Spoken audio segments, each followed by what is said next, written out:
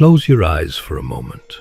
Imagine you're lying on an operating table. The anesthesiologist has just injected something into your IV. You've been counting backward from 10, 9, 8, 7, and then nothing. You should be unconscious. You should be floating in peaceful nothingness. But suddenly you hear a voice. Muffled at first, then clearer. You feel something cold spreading across your abdomen, liquid, antiseptic. You feel hands touching your skin, arranging surgical drapes. And then you feel something you should never, ever feel, pressure. Then sharp, searing pain as the scalpel breaks through your skin. You try to scream, but no sound comes out. You try to move your hand to signal somehow that you're awake, but your body won't respond. Your fingers won't twitch. Your eyelids won't flutter. You are a prisoner inside your own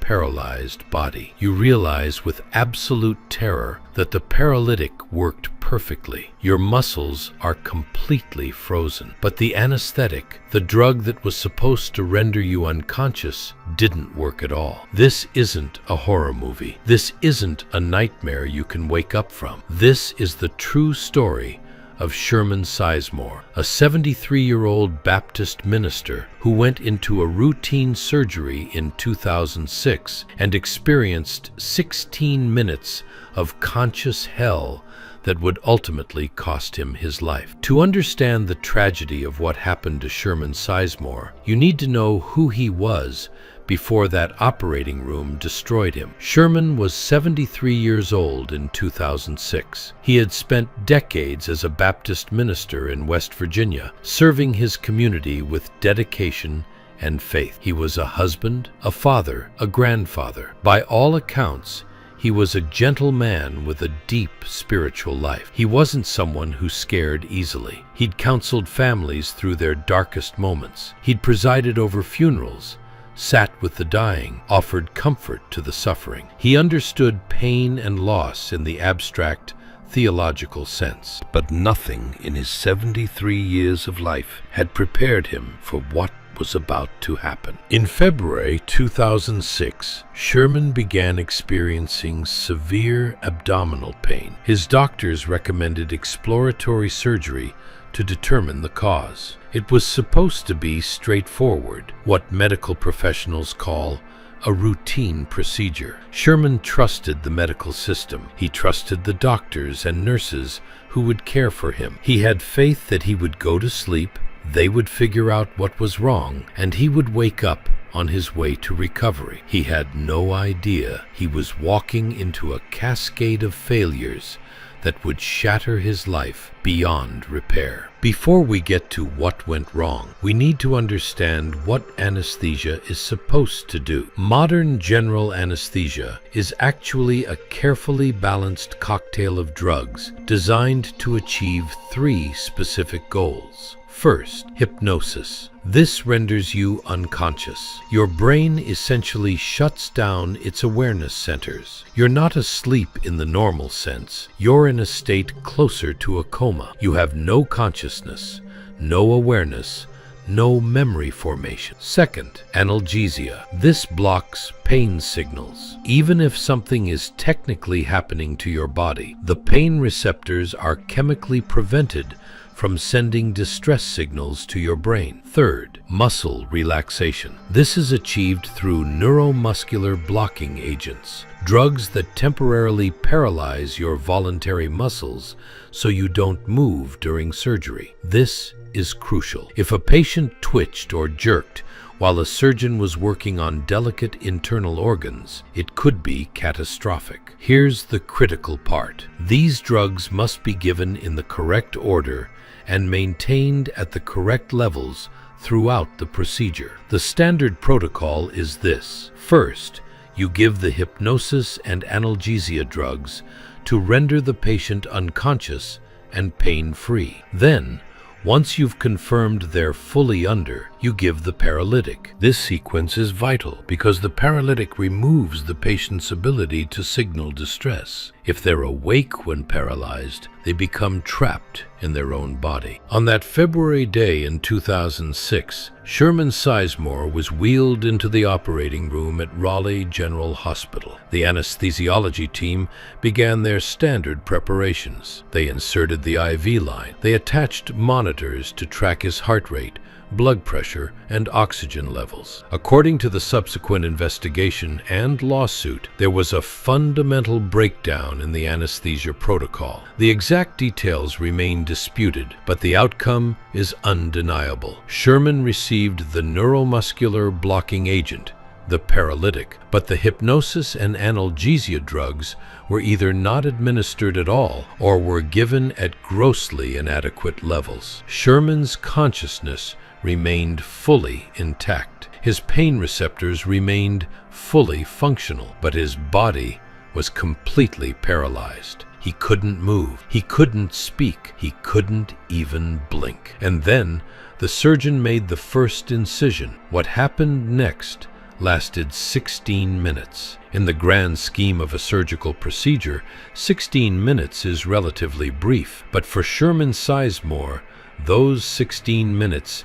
contained an eternity of suffering. Sherman felt the cold bite of the scalpel as it cut through his skin. He felt the surgeon's hands entering his body, moving his organs, probing, searching. Every sensation was magnified, crystalline, impossible to escape. He tried to scream. The scream built in his mind, a howl of terror and agony, but his vocal cords were paralyzed. Not a sound emerged. He tried to move his hand, even just a finger, to signal that something was wrong. Nothing. His body refused to obey. He tried to open his eyes wider, to flutter his eyelids, anything to communicate. The paralytics held him perfectly still. But Sherman's body was screaming in the only way it could. His heart rate skyrocketed, racing far above normal levels. His blood pressure surged dangerously high. To any trained anesthesiologist, these should have been deafening alarm bells. When a paralyzed patient's vitals spike like that during surgery, it's one of the classic warning signs of anesthesia awareness. The body is trying desperately to respond to pain and fear, but the only systems it can control are the involuntary ones: heart rate, blood pressure, stress hormones flooding the bloodstream. But the anesthesiology team either didn't notice or misinterpreted the signs. In the chaos and routine of the operating room, with multiple monitors beeping and numerous tasks demanding attention, Sherman's silent suffering went unrecognized. The surgical team interpreted his elevated vitals as normal stress responses, or attributed them to other factors. They continued the procedure, assuming their patient was safely unconscious. Meanwhile, inside his paralyzed body, Sherman was experiencing something that would fundamentally break him. He was conscious during his own violation. He felt every second of those 16 minutes, and each second was an eternity of helpless terror. Eventually, after what must have felt like hours to Sherman, the anesthesia drugs finally began to work. His consciousness started to fade. The pain became distant. He finally slipped into the unconsciousness he should have had from the beginning, but the damage was already done. When Sherman Sizemore woke up in the recovery room, the surgery was over. The medical team believed everything had gone according to plan. They had found and addressed the source of his abdominal pain. From their perspective, it was a success. Sherman himself didn't immediately remember the 16 minutes of awareness. This is common with anesthesia awareness. The memory of the trauma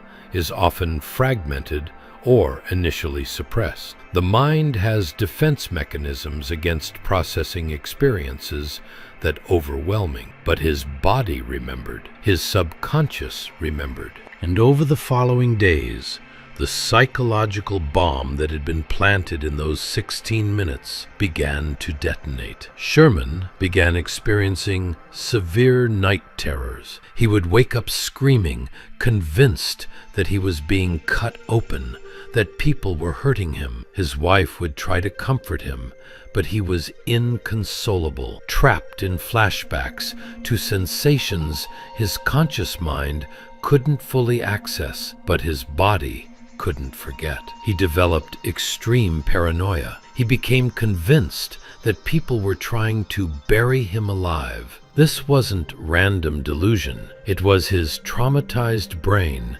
trying to make sense of the experience of being trapped, conscious but immobile, while people did things to his body. He couldn't eat. Food reminded him of the loss of control over his own body. He couldn't sleep for more than short periods before the terrors returned. He began to withdraw from his family, from his ministry, from everything that had once given his life meaning. What Sherman was experiencing has a name: Anesthesia Awareness, PTSD. It's a specific form of post-traumatic stress disorder that develops after intraoperative awareness. The psychological literature describes it as one of the most severe forms of medical trauma because it combines several uniquely horrifying elements. First, there's the physical pain and violation. Second, there's the complete helplessness, the inability to move,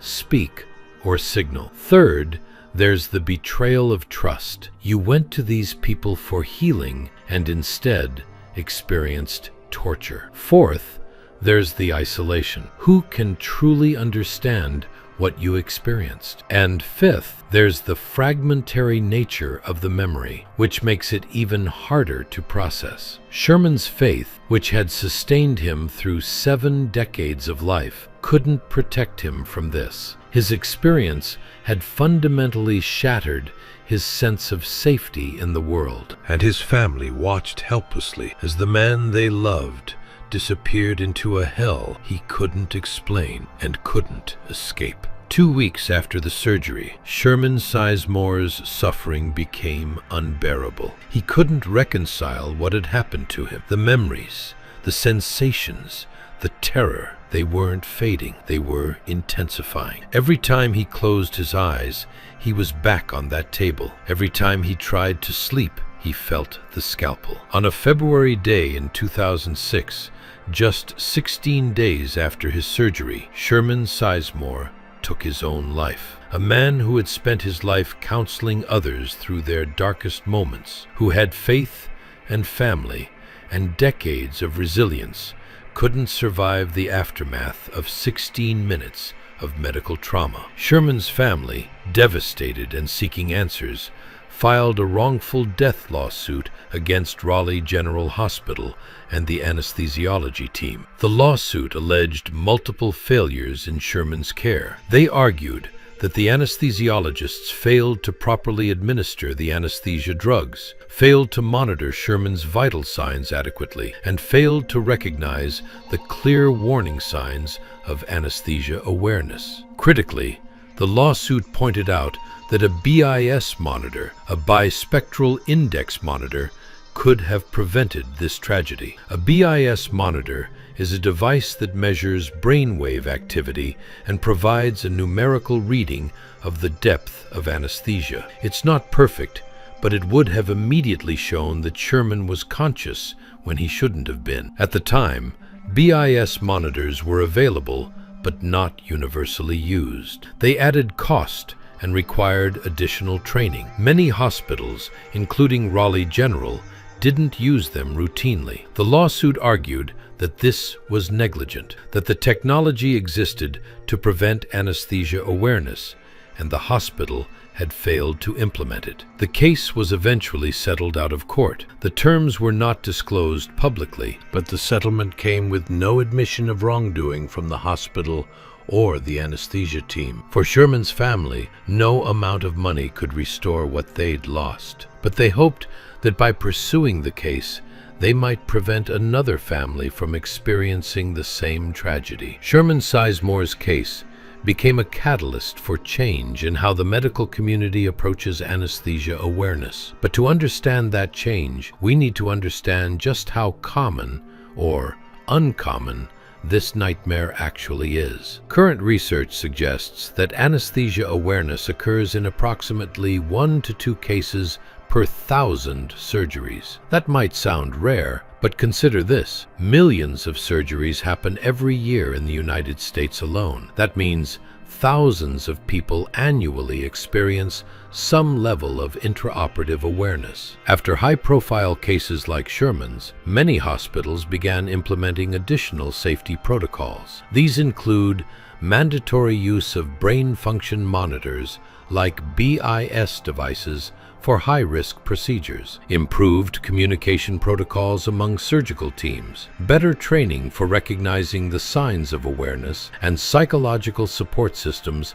for patients who experience awareness. Many anesthesiologists now advocate for a simple but powerful policy: never paralyze a patient before you are absolutely certain they are deeply unconscious. Some even argue that paralytic drugs should only be used when absolutely necessary, rather than routinely. There's also been increased research into why anesthesia awareness happens. We've learned that certain factors increase risk: emergency surgery, cardiac surgery, cesarean sections, history of awareness, and certain medical conditions that affect drug metabolism. If you've ever had surgery under general anesthesia, you've probably never thought about this possibility. You trusted the system. You went to sleep and you woke up just as you were supposed to. But imagine for a moment that you were Sherman Sizemore. You're lying there, paralyzed. You can hear the surgical team talking. Maybe they're discussing what they had for lunch or making plans for the weekend. They're relaxed